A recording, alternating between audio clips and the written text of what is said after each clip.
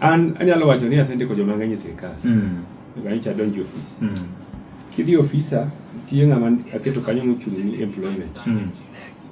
Ki apply tich i government institution mara mora.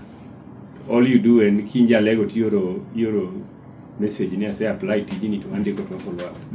In the process anyalo somo ni data aonge ka jomwa setero wasendiko ji ministries gi.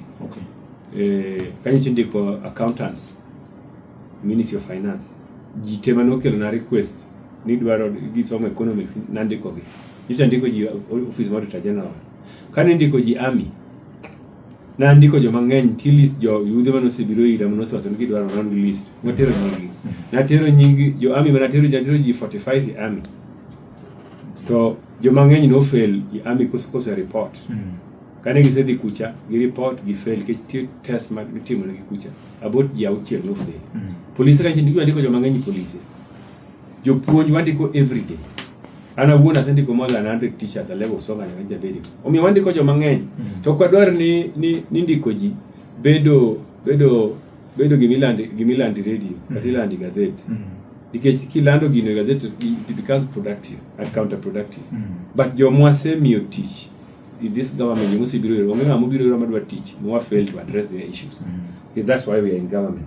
When is serikali ni wakonyo jo ngamu ukelo request and graduate mar finance to joko lando teach ma finance as apply follow up. That is what we do every day.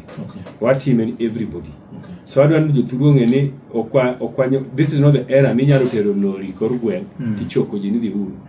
There are also procedures, there is also requirements when you meet.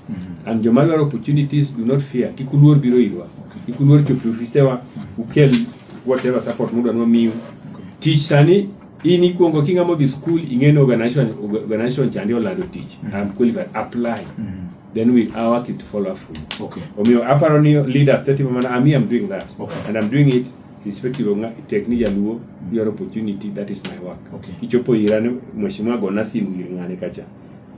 Kata unajua dwaro hala. Kata nukagemea kato kura mana yes. Onani jogi follow up jogi.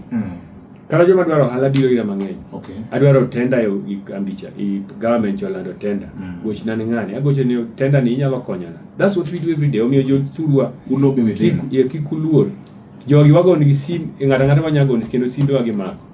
Omiyo ng'ato kikuluor oro and then you office wan gi jomo ndiko ma follow ma up tije. So that mane gima nyalo wacho in a nutshell. Otimo jo wach mar sako bende.